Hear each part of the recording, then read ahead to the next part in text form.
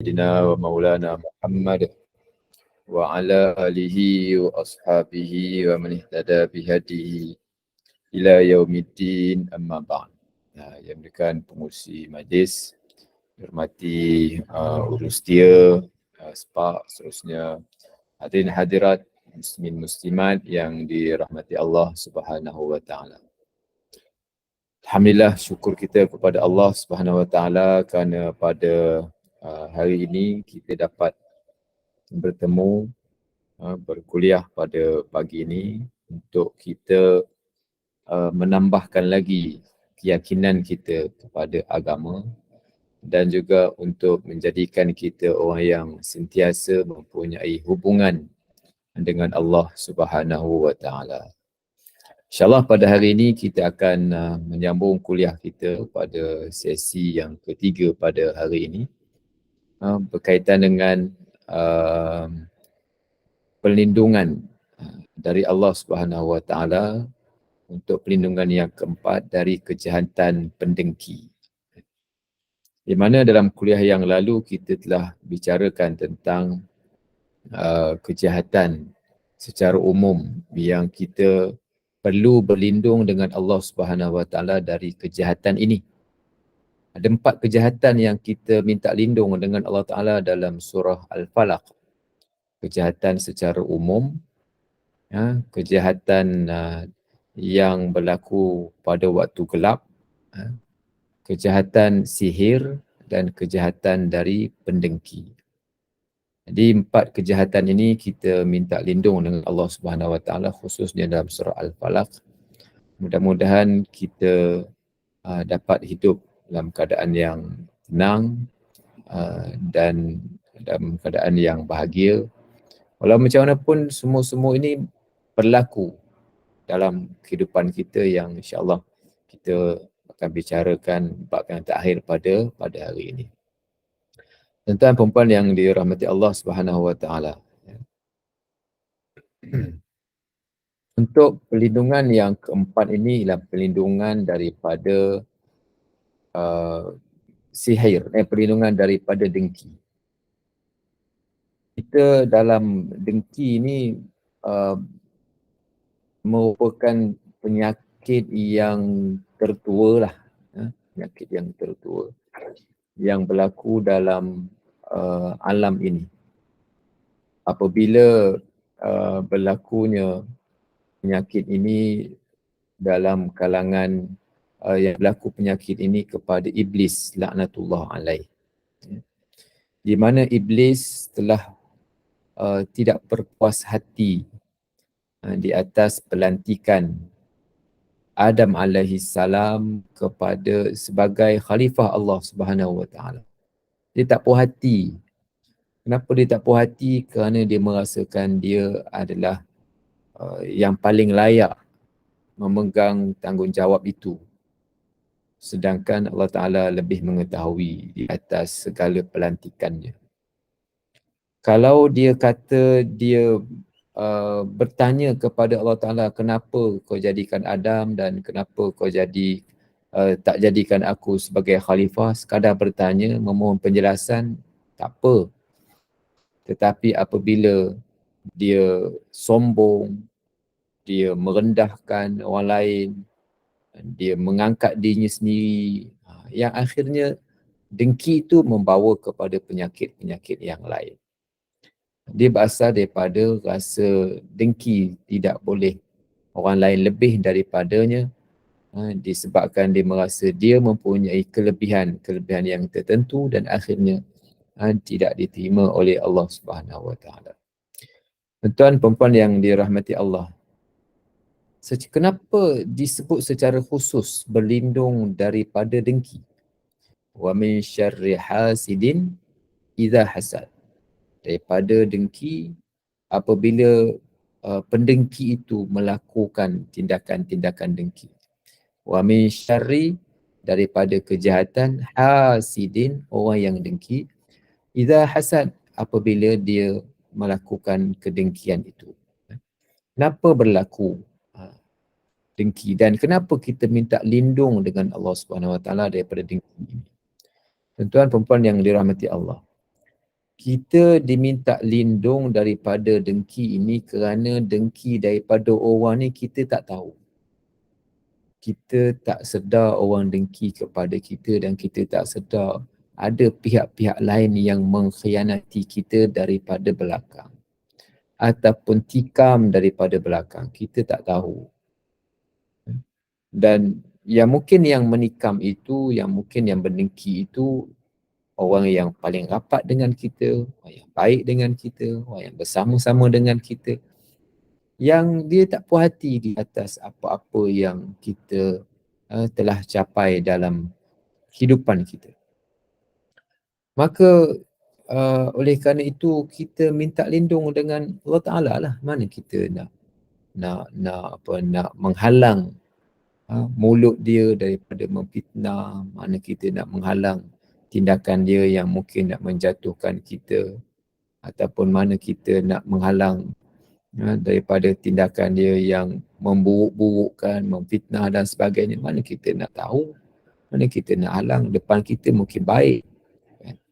Jadi inilah sebab kenapa kita minta lindung dengan Allah Subhanahu Wa Taala di atas perbuatan-perbuatan jahat ini, supaya kita sedar tak semua pencapaian kita digemari oleh orang lain.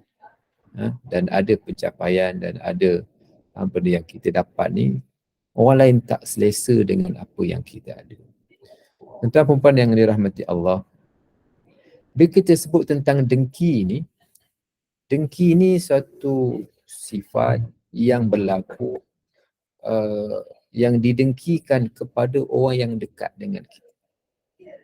Kita tak dengki dengan orang yang ada di Amerika. Kita tak dengki dengan orang yang ada di New Zealand, yang ada di India pun, ataupun tak ada. Kita tak dengki dengan orang kat sana. Yang kita dengki ialah orang yang dekat dengan kita. Jiran kita,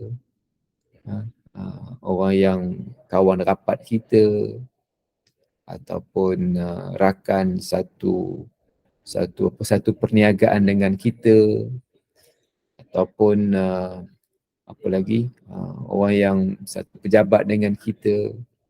Itu yang kita dengki. Malahan lebih teruk lagi, dengki dengan adik-beradik, berdengki. Dengki-dengki ni memang berlaku. Khususnya di kalangan orang yang terdekat dengan kita lah. Bila berlaku dengki dengan orang yang paling dekat dengan kita, kerana dia tahu tentang kita. Ataupun kita yang tahu tentang dia, na'udzubillah lah bila kita dengki orang kan. Tapi orang dengki dengan kita sebab dia tahu tentang kita, pencapaian kita, duit kita, harta kita, kemampuan kita, kehebatan kita. Dia tahu. So bila dia tahu, itu yang menyebabkan dia dengki sebab mungkin dia tak puas hati, mungkin dia anggap dia lebih baik, kenapa rezeki orang begitu begini. Sebab tu berlakunya dengki itu. Jadi dengki tak berlaku kepada orang yang dia tak tahu, yang dia tak kenal. No, orang yang ada kat India dah, dia tak berlaku dengki begitu. Dengki berlaku orang yang paling dekat. Justru berhati-hati dan berjaga-jaga daripada mereka yang terdekat. Bukan kita bersangka buruk, tak. Tapi berhati-hati. Sebab itu ada pepatah Arab menyebutkan bahawa kalau kamu suka kepada seseorang, suka tu berpada-pada.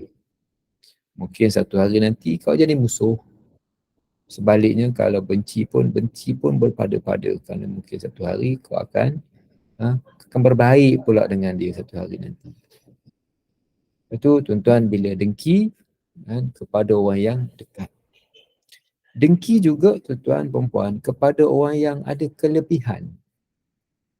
Kepada orang yang ada kelebihan. Kita tak dengki kepada orang yang miskin. Tak dengki orang miskin. Oi, kenapa dia miskin daripada kita? Kenapa dia tu sakit? Aku nak sakit tak ada. Kan? Kita akan dengki kepada orang yang ada kelebihan, ada pencapaian, ada kemampuan, ada kekayaan. Itu biasanya dengki. Supaya kenapa dia dengki kepada orang yang tadi?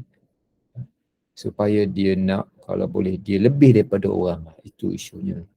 Kan? Kalau dengki orang miskin, takkan dia nak lebih miskin daripada orang, tak ada. Kan? Dia dengki kepada orang bodoh, takkan dia nak jadi lebih bodoh daripada orang tu, tak ada. Dengki kepada orang yang lebih daripada dia, lebih kaya, lebih duit, pencapaian tu dengki. Sebab itu, apa-apa pun pencapaian kita yang kita peroleh, kan, kita tak seharusnya bercerita semua yang kita ada, yang kita tahu. Nikmat yang kita ada kepada orang ni, jangan kita cerita semua perkara. Kenapa tak boleh cerita semua? Ceritalah. Kan? Tak semua orang happy dengan pencapaian kita. Walaupun kita happy, tapi tak semua orang happy dengan pencapaian kita. Ingat semua orang suka ke? Belum tentu. Ingat semua kawan baik kita suka ke? Belum tentu. Kan? Ingat semua rakan sepejabat kita suka ke kita dapat naik pangkat? Belum tentu. Kan? Itu belum tentu. Kan? Sebab itu berhati-hati. Apa maksud berhati-hati? Berhati-hati ni maksudnya kita jangan cerita semualah. Ringkas ni, mudahnya kita jangan cerita semua perkara yang kita dapat, nikmat yang kita dapat kepada orang lain. Nak tulis semua dalam Facebook, dia tu begitu, begini, begitu, begini. Tak semua orang happy. Kan? Jangan cerita semua dalam medsos. Ceritalah, bukan tak cerita apa-apa yang patut cerita. Tapi kalau keterlaluan bercerita, dia tu begini, dia tu begini, begitu, syukur dapat itu, syukur dapat ini, syukur dapat itu, Alhamdulillah. Memanglah sebut Alhamdulillah, tapi kita tu mungkin kita ikhlas. Dan mungkin juga kita ada dalam perasaan kita menunjuk-nunjuk. Mungkin juga ada perasaan menunjuk-nunjuk. Tunjuk tak apa, tapi bukan menunjuk-nunjuk. Apa beza tunjuk dengan menunjuk-nunjuk, Ustaz? Nanti kita bincang dalam surah Al-Ma'un nanti kalau ada rezeki lah kan. Tunjuk, kita tunjuk. Yalah, dah pakai baju baru, takkanlah tak tunjuk kan. Dah ada kereta baru, takkan tak tunjuk. Dah ada rumah baru, tunjuklah ni rumah saya, rumah baru, takkanlah kita nak tak tunjuk kan. Tapi menunjuk-nunjuk ni ialah tindakan perbuatannya ataupun dia punya perkataannya, cakap ni, aku dah rumah baru lah, ni begini, ni daripada daripada India ni, dia punya besi ni daripada China, yang berlian batu ni daripada India, import yang ni daripada sana, ni daripada sana. Seronok dia cerita begini. Bukan semua orang suka kita bercerita. Patut-patutlah kan.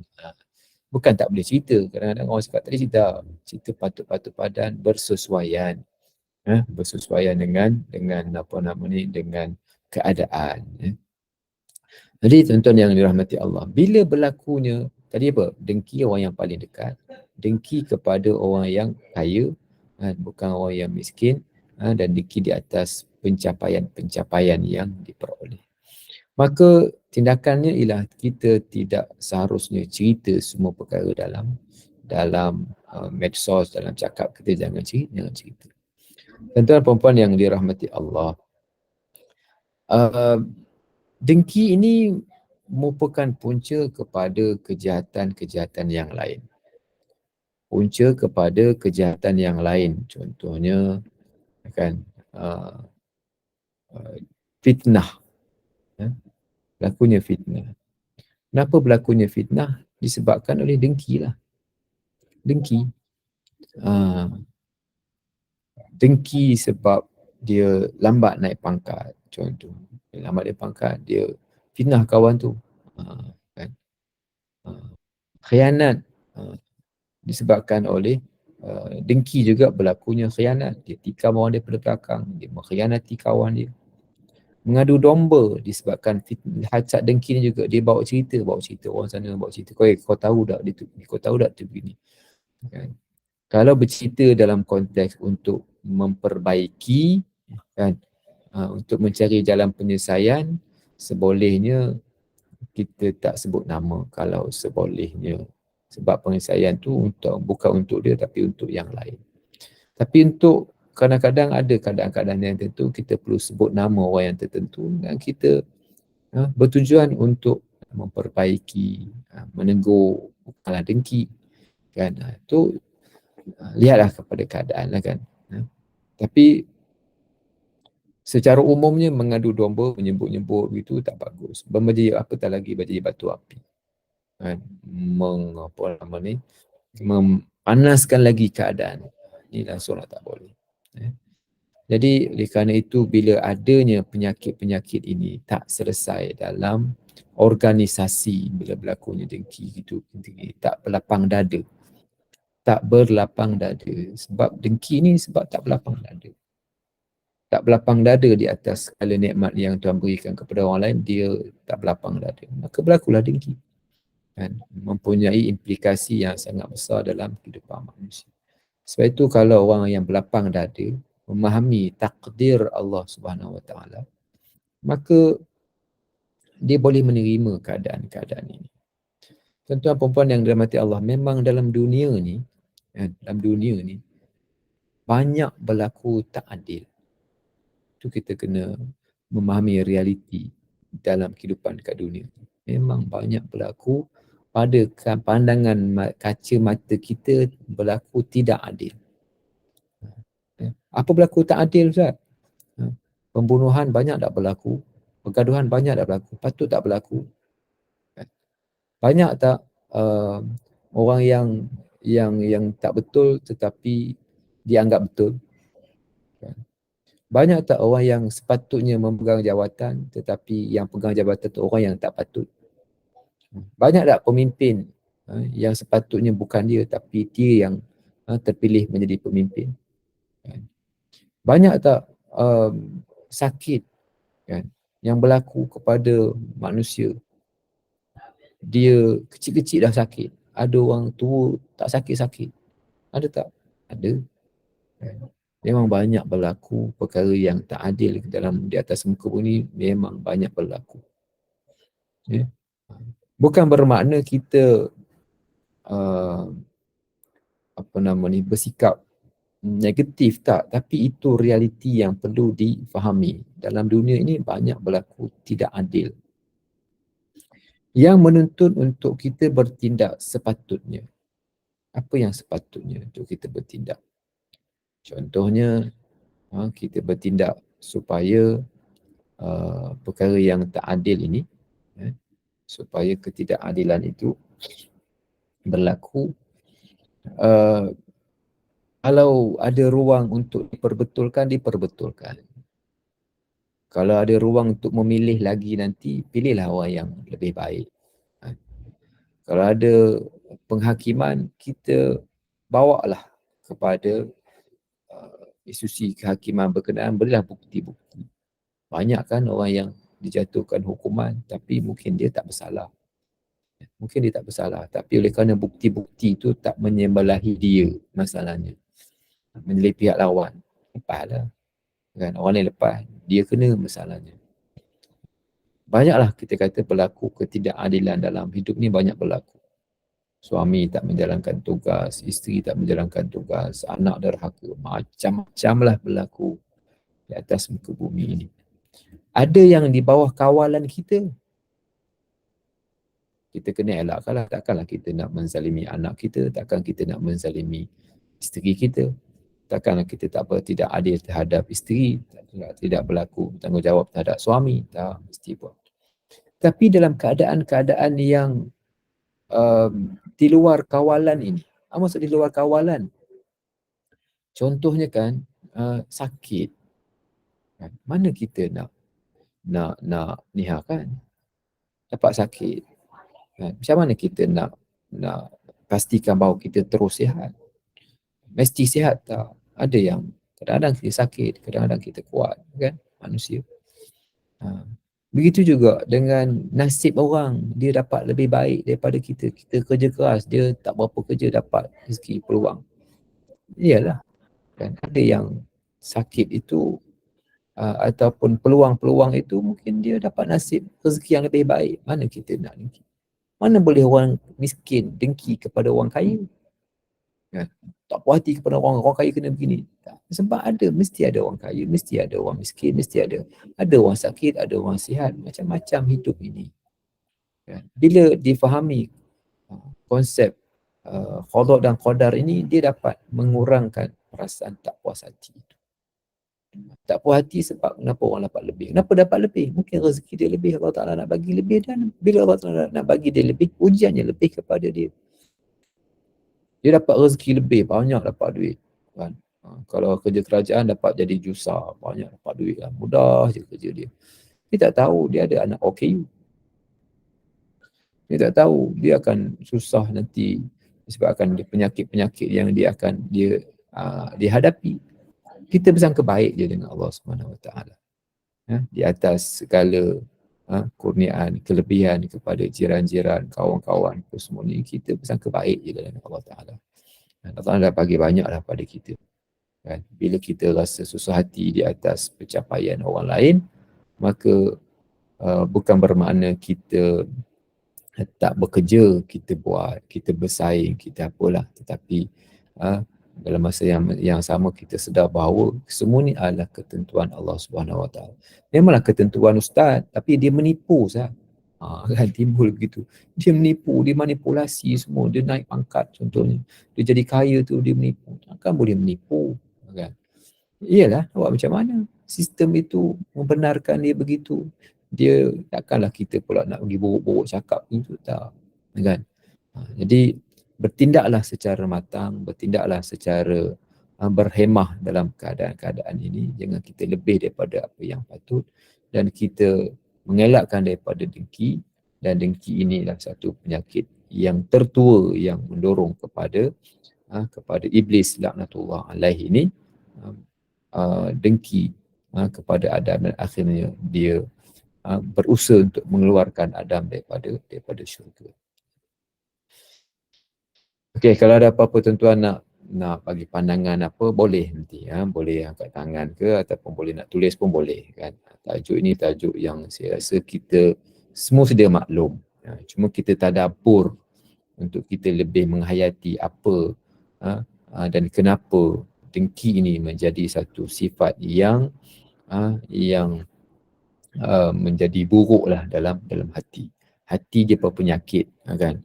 Dia nak jatuhkan orang, kan, sebab hatinya penuh dengan penyakit. Ini yang perlu untuk kita ubati. Dan kita sebenarnya kita payah nak tuduh orang sebab dengki ni mana kita nampak, mana kita tahu dia dengki. Kan? Mana kita tahu dia dengki. Jadi kita tak ada bukti. Kalau dia dengki pun entahlah, kita pun nak cakap pun tak adalah undang-undang enactment kerajaan sekarang untuk nak untuk nak menangkap orang yang dengki. Tak payah, kan? Takkan nak buat macam tu, kan? Tapi benda ni perlu diubati dengan agama. Perlu diubati dengan agama, perlu diubati dengan keyakinan kita kepada qada dan qadar Allah Subhanahu Wa Taala. Yang menghasut ini, kan, dia dengki ini. Okay, kita tengok apa punca dengki. Dia dengki ni kita mesti maklum lah. Tak senang bila melihat orang lain senang. Setuju tak tuan-tuan? Dengki ni tak senang tengok orang lain senang. Ataupun dia berlaku ketinggalan dalam persaingan. Dia tertinggal dalam persaingan dan akhirnya dia nak jatuhkan orang lah. Sebab supaya dia lebih berjaya. Yang ketiga ialah ego, anggap dirinya paling hebat. Dia menganggap dirinya hebat. Itu juga ada yang gila kuasa dan juga gila harta. Ini punca-punca kepada dengki, kan? Ego, menganggap dirinya hebat, gila kuasa, gila harta, dan semua ni lah berlaku. Penyakit dengki ni penyakit kepada biasa-biasanya penyakit golongan yang ada-ada. Golongan yang ada-ada. Golongan yang ada duit, bukan tak ada duit, ada duit. Golongan yang ada ilmu, bukan tak ada ilmu, ada ilmu. bukan orang yang ada berpangkat, bukan tak ada pangkat, dan ada pangkat tapi dengki, kan, berlaku perkara berkenaan, kan. Jadi sebab itu penyakit ni penyakit dalaman manusia, penyakit dalaman manusia. Kita pun susah nak menuduh orang, ada dengki ke, susah nak kata, susah kita nak kata. Tapi kita bagi tahu secara umumnya adalah penyakit-penyakit ini. Tak senang lihat orang lain hebat, dia pun nak rasa nak hebat juga, kan. Ketinggalan dalam persaingan kalau dia nak bersaing juga, kan. Yang boleh dengki dua perkara je. Yang boleh dengki dua perkara, bukan tak boleh dengki, boleh dengki. Disebutkanlah hadis, la hasada illa fitnatain. Tak boleh dengki pada dua perkara. Yang pertama, dengki dalam ilmu. Apa dengki dalam ilmu? Dengki dalam ilmu lah, dengki dia dapat memanfaatkan ilmunya, kan? Dan kenapa dia tak boleh? Bukan dengki dengan bertujuan nak menjatuhkan, tetapi dengki dengan bertujuan untuk berlumba-lumba dalam memanfaatkan ilmu kepada orang lain. Dengki. Yang kedua, dengki dalam harta. Dengki dalam harta ni lah dengki bila dilihat orang lain banyak menyumbang. Tadi yang dengki yang ilmu ni, dia lihat orang lain banyak menulis buku, dia dengki. Kalau boleh dia nak tulis macam orang lain juga. Dengki dari sudut harta, boleh dengki dari sudut harta. Dengki bukan dengan arti nak menjatuhkan dia ataupun nak mengurangkan harta dia, tetapi dengki untuk dia bagi sumbangan lebih daripada orang lain. Ini dengki yang dibenarkan oleh agama. Disebutkan secara dalam hadis Nabi SAW, dengki ni. Okey, saya nak respon pada Siti Hanim ni, kan. Dia kata, adakah antara ustaz-ustaz yang berceramah dia berbalah sama lain atau bersifat dengki? Wallahualam, saya tak menunjukkan kepada siapa-siapa, mana-mana ustaz, dan dengki ni berlaku. Dengki ni berlaku antara satu sama lain, dengki ni berlaku sebagaimana yang saya sebutkan tadi, Puan Siti Hanim, kan. Dengki berlaku dalam kalangan orang yang berilmu. Dengki berlaku dalam keadaan orang yang berharta. Dengki berlaku dalam kalangan orang yang berjaya. Berlaku. Cumanya siapa dia tu, wallahualam, kita susah mau cakap. Dia tu dengki kepada kita, orang dengki kepada kita, susah mau cakap. Kita pun tak mau menuduh orang lain, dan sebab itu kita minta lindung daripada perasaan dengki. Dan kita minta lindung, yang pertama, kita ada dengki dekat orang lain, dan kita minta lindung daripada dengki orang lain terhadap kita. Itu yang kita boleh buat. Namun untuk kita kata berlakunya disebabkan dengki, mungkin berlaku, saya tak nafikan, mungkin berlaku, tapi siapa dia tu, wallahualam, kita susah mau sama cakap. Sebab tu ketika mana Nabi SAW cuba mengubati ataupun berhadapan dengan orang munafik di Madinah Al-Munawwarah. Bila berhadapan dengan munafik di Madinah Al-Munawwarah ni, kan, penyakit-penyakit munafik, penyakit nifak ni berlaku, ada di kalangan sebahagian segelintir para sahabat, berlaku. Tapi Nabi tidak menyebut orang. Bila menyebut sesuatu penyakit, tak sebut orang, tak sebut secara khusus. Orang ni, kau ni penyakit ni, tak, Nabi tak sebut. Tapi Nabi sebut secara umum, supaya, kan, dia boleh untuk mengikis sifat-sifat berkenaan. Dia boleh mengikis sifat-sifat berkenaan. Kenapa? Sebab yang kalau kita lihat dalam orang munafik di Madinah, yang kita tahu Abdullah bin Ubay je. Abdullah bin Ubay. Itu yang kita tahu. Yang lain-lain ni tak disebutkan secara khusus namanya, tapi penyakit tu ada. Sama juga dalam soalan yang dikemukakan tadi, ada tak berlaku dengki di kalangan ustaz? Ada, kan. Sifat orang yang berilmu ni ada diuji dengan penyakit dengki, kan. Bukan sekadar ustaz saja, tapi mana-mana orang yang berilmu ada penyakit dengki. Kepada orang yang kaya ada penyakit dengki. Jadi untuk nak menyebut mereka nama secara khusus tu, saya taklah pergi ke arah situ, tapi memang berlaku di mana-mana dan kita mengubati bila kita tadabbur surah-surah Al-Quran ini, kita saling mengingati antara satu sama lain. Mungkin ada kita tak puas hati kepada orang lain, mungkin ada kita rasa sesuatu perasaan yang tak baik kepada orang lain. Bila kita baca tadabbur, mudah-mudahan kita dapat menghindari penyakit-penyakit berkenaan. Seterusnya, okey, macam mana dia boleh berlaku? Dia boleh berlaku. Bermula dengan mata, dengan maksudnya melihat pencapaian orang lain, melihat kelebihan orang lain, melihat kejayaan orang lain. Oh hebat, oh bagus tu gini, macam-macam lah kejayaan yang dicapai.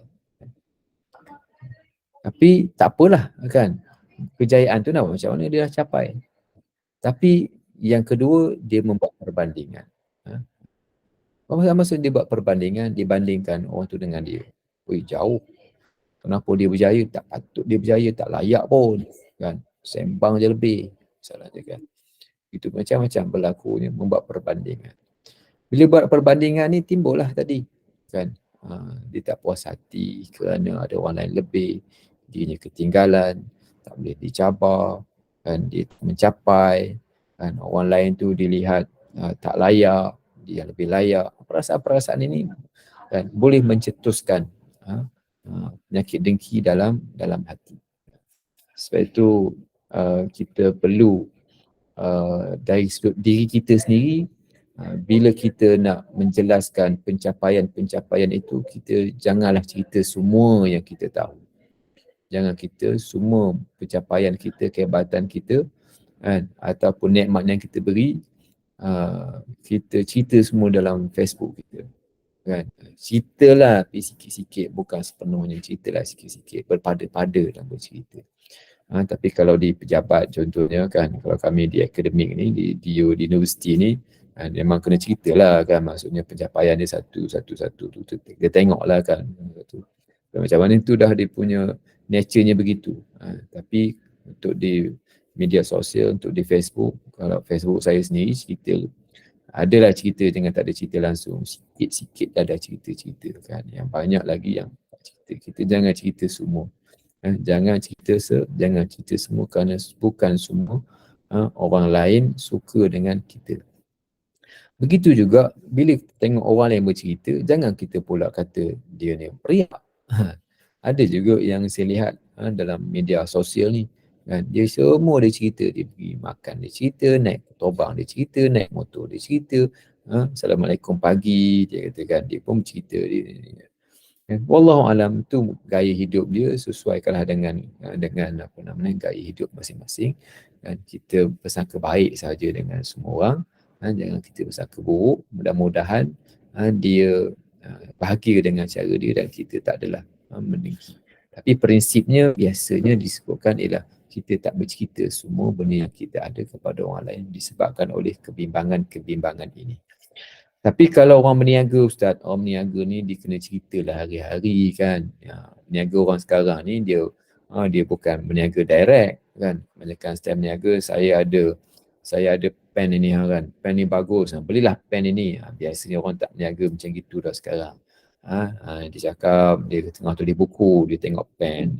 Pen ini kat bawah, siapa yang minat pen, belilah pen ini. Itu biasa. Dalam dunia marketing tu begitu berlakunya kan. Indirect marketing. Sebab orang meluat bila orang pun tak nak, bila orang promote barang-barang tu dia tak nak. Maka apa yang dia buat ialah dia cerita gaya hidup dia, tapi dia menunjukkan itu dunia marketing tu dah begitu kan, dan memang dia perlu tunjuk pun supaya dia nak berniaga. Kalau tak, dia nak berniaga macam mana kan. Okay. Tapi itu ada tujuan-tujuan yang tertentu lah kan. Okey, sebelum kita pergi tanda-tanda dengki, saya nak cerita sikit tentang manusia yang seperti mana syaitan. Bukan sekadar syaitan, tapi manusia juga selalu menghasut dan melakukan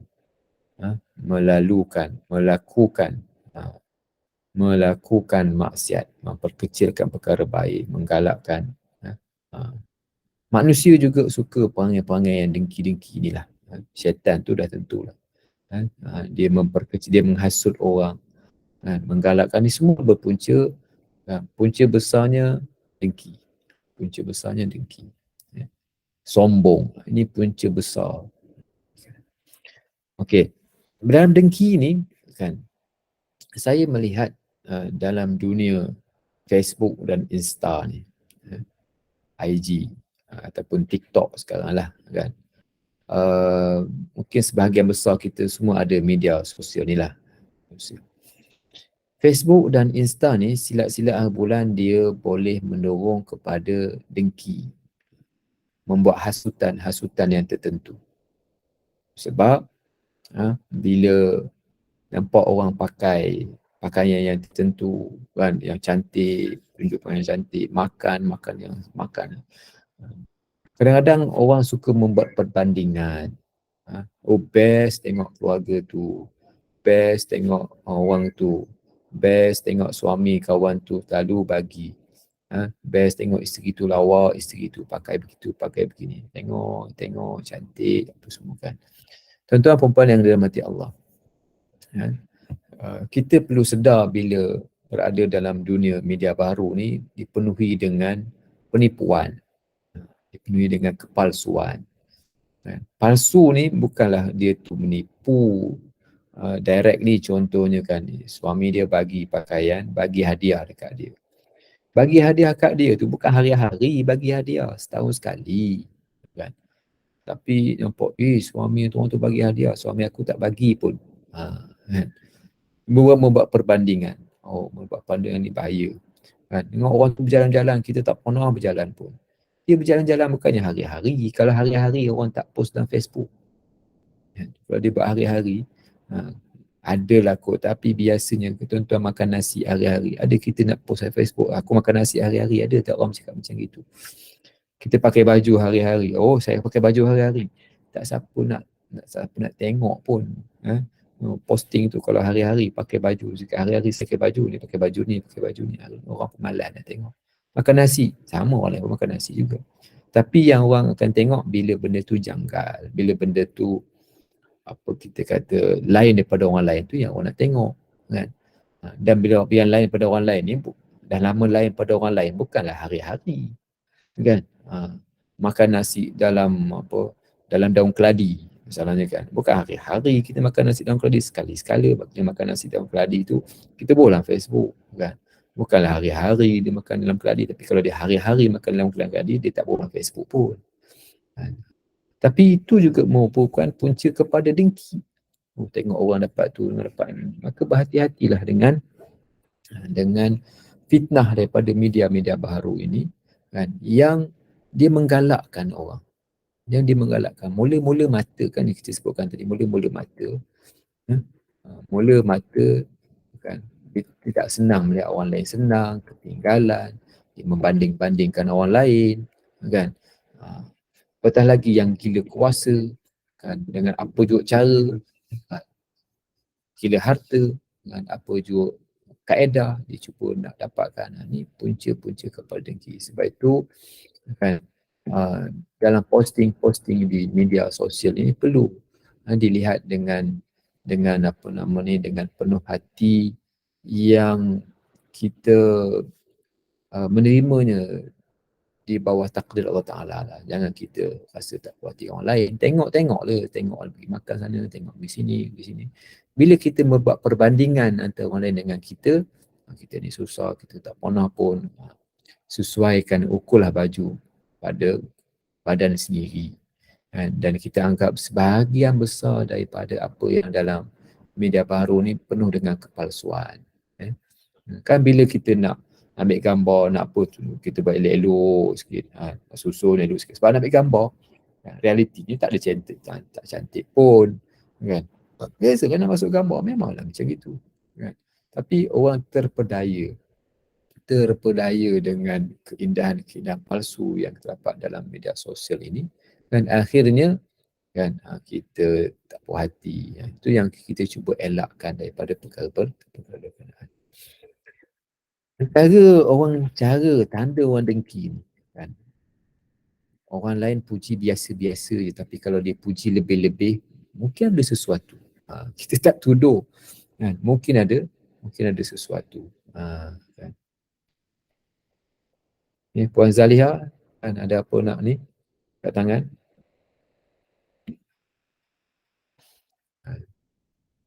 Ya, Puan Zaliha.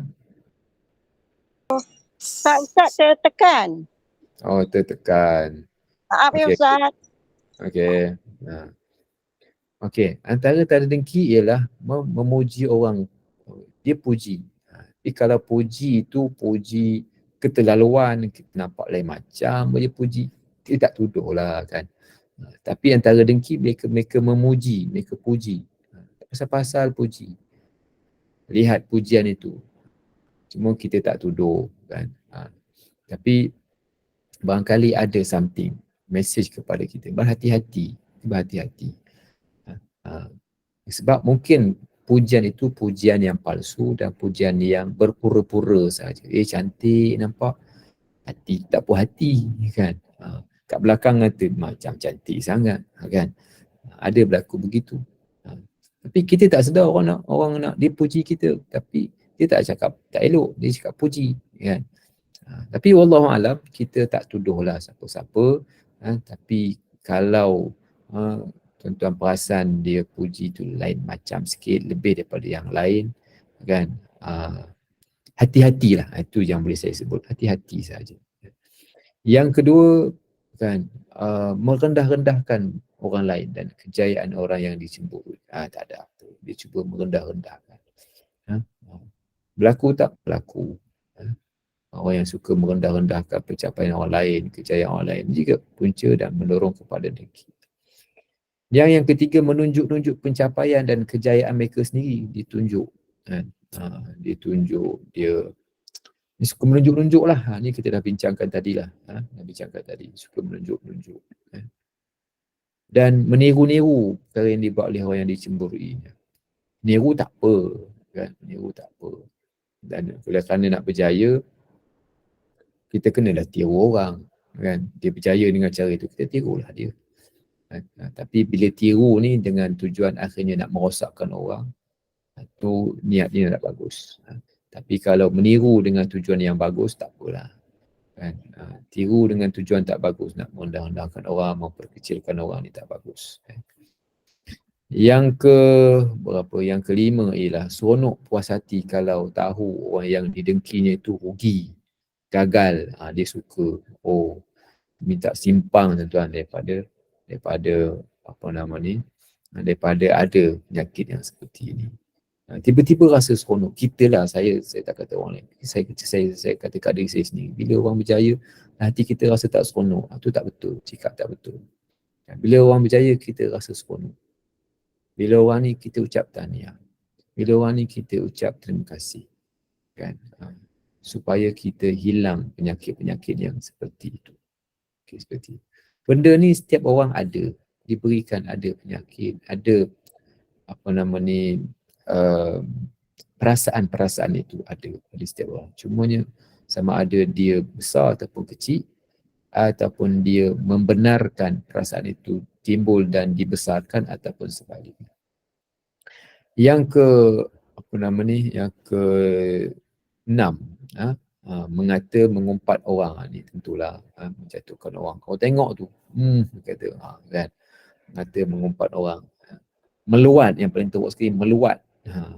Membenci bila tengok orang yang sambil bekerja keras, tekun, cekal, dia tak puas hati lah. Dia tak puas hati. Jadi tuan-tuan perempuan yang dirahmati Allah, ini semua antara penyakit-penyakit yang berlaku dalam kalangan kita. Kita harapkan perkara ini kan boleh dihindari dengan cara kita bersangka baik dengan Allah Ta'ala. Dengan cara kita menganggap rezeki kan, kurniaan Allah Ta'ala ni Allah Ta'ala pilih kepada mereka yang dikehendaki. Kita buat apa yang sepatutnya ada. Bersyukur dengan apa orang yang berada di sekeliling kita. Bandingkan dengan orang yang lebih kurang daripada kita. Jangan bandingkan orang yang lebih percaya dengan kita. Beranding dengan orang berjaya dengan kita tu untuk mengukur dan untuk menjadi lebih berjaya tak apa. Tapi untuk lebih menyedapkan hati kita bandingkan dengan orang yang lebih kurang daripada kita. Kalau suka membanding-bandingkan orang, tiru cara hidup orang yang lebih ni, dibimbangi kita nak dapat tetapi kan, bukan nak dapat tetapi kita menjatuhkan orang. Gunakanlah akal kita untuk menimbang perkara ini dengan lebih berhemah supaya kita tak dengki. Jagalah dengki-dengki itu mungkin berlaku dalam kalangan kawan-kawan, jiran, adik-beradik pun sama juga. Kan? Di kalangan IPA, kan? Di kalangan rakan baik ni yang perlu yang mungkin berdengki. Sebab itu kan kita jadikan hati kita boleh berlapang dada, insya-Allah. Okey. Tak boleh dengki, kenapa Rasulullah menyebutkan bahawa iyyakum wal hasad fa innal hasad ya'kul hasanat kama ta'kulunal hatab. Hendaklah kamu menjauhi sifat dengki, kerana sifat dengki inilah yang akan menghapuskan kebaikan seperti mana api menghanguskan kayu. Api menghanguskan kayu maksudnya cepat. Penyakit dengki ni akan menghapuskan kebaikan. Macam mana penyakit dengki boleh menghapuskan kebaikan? Disebabkan tadilah. Disebabkan oleh dengan dengki fitnah. Dengan dengki dia menabur, mengadu domba. Dengan sebab dengki dia menjatuhkan orang. Sebab itu bahana daripada dengki ni cukup besar. Okey, tuan-tuan perempuan yang dimati Allah, saya rasa itu yang saya dapat kongsikan pada pagi ini. Dan kalau ada apa-apa lalu balas, nak berkongsi pertanyaan, kan? Kita dah 3 siri kuliah untuk kita bincangkan tentang tadabbur surah Al-Falaq ini. Dan saya harapkan surah ini sering dibaca dan kita perlu membacanya setiap hari, setiap hari, khususnya sebelum tidur ataupun selepas mayang kita baca supaya dia dapat menambahkan lagi keyakinan kita dan juga kita dapat menghindarkan diri daripada segala benda-benda yang buruk, insya-Allah. Ada apa-apa silakan, kalau ada apa-apa nak silakan. Okey, Ustaz dah buka soalan. Ada nak tanya? Silakan. Puan Maria. Puan Maria kat tangan. Assalamualaikum Ustaz. Saya nak tanya, apa yang dimasukkan dengan penyakit ain?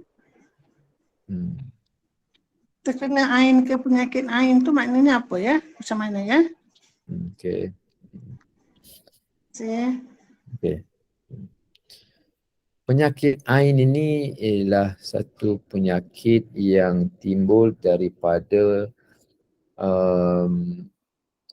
mata orang lain yang melihat kelebihan kita. Penyakit ain. Bila anak kita berjaya contohnya kan, penyakit ain mungkin berlaku apabila mungkin timbulnya selepas itu sakit yang berlaku contohnya kan, disebabkan oleh mata-mata orang yang melihat, yang menengok, yang kadang-kadang ada yang tak puas hati, yang begitu begini, mungkin berlaku perkara berkenaan sakit itu kepada kita yang berjaya itu. Ini disebab penyakit ain. Penyakit ain. Ain ni mata. Ain tu maksudnya mata. So bila kita tunjukkan kebaikan kita contohnya, dapatlah banyak A lah contohnya kan, dapatlah 10 A contoh kan. Anak kita ni cantik lah contohnya. Cucu kita ni cantik lah. Tunjuklah dalam ni cantik. Penyakit ain mungkin berlaku apabila ada tak puas hati, ramai tak puas hati kepada anak kita ataupun cucu kita kan. Akhirnya cucu kita mungkin sakit, mungkin jatuh, mungkin kena musibah, mungkin begitu, mungkin begini kan. Itu yang dimasukkan dengan kena penyakit ain. Penyakit ain. Sebab itu kita tak dapat nak tahu siapa kan, siapa yang dengki, siapa yang doa tak bagus kat belakang, siapa kita tak tahu. Jadi sebab itu apa tindakan kita ialah kita post perkara-perkara yang sederhana sahajalah. Jangan keterlaluan. Sangat. Apa maksud keterlaluan? Berlebih-lebihan. Banyak sangat. Puji lebih-lebih. Orang pun marah. Kan? Orang pun tak suka. Ini yang perlu dilihatlah. Okey, Puan Terima kasih Ustaz. Sama.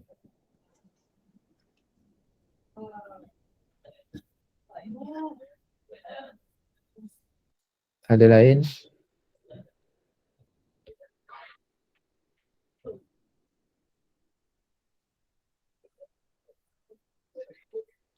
Assalamualaikum Ustaz. Salam. Yang Silakan. sambung kepada penyakit ain tu, adakah dia terjadi pada kanak-kanak aja ke ataupun orang dewasa pun boleh terkena penyakit ain? Terima kasih. Okey. Wallahualam, saya pun tak apa nama ni. Kata macam mana, saya tak tahu nak respon macam mana. Adakah orang budak-budak je ke yang kena ataupun mungkin orang tua yang kena, wallahualam. Saya tak tahu nak jawab. Adakah orang tua pun kena juga penyakit ain? Wallahualam. Dan kesan daripada penyakit ain tu Ustaz, macam mana? Kesan daripada penyakit itu apabila mungkin kita mendapat apa nama ni, musibah, dapat penyakit kan, ataupun apa nama ni, kita sesuatu yang tak baik lah, yang tak baik berlaku kepada kita, kepada kita.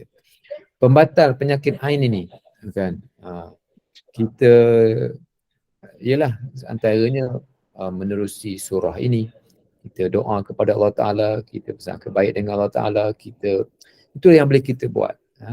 Dan kita berhati-hati dari sudut posting, kita taubat, kita minta sembuh daripada Allah Ta'ala, minta zikir, minta lindung dengan surah dengan ayat kursi, dengan apa yang lain, menjadikan amalan, menjadikan benteng kita. Itu yang rasa yang boleh kita buat lah.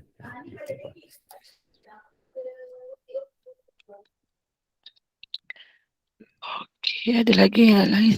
Soalan yang lain?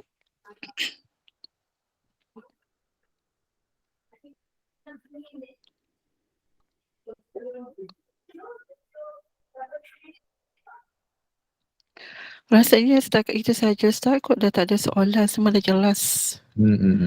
Kan? Okey, kalau tak ada apa-apa tu saya mengucapkan terima kasih banyak. InsyaAllah kita sambung dan bertemu lagi dalam siri yang akan datang. Wallahualam. Assalamualaikum warahmatullahi wabarakatuh. Okay, baik, terima kasih Ustaz.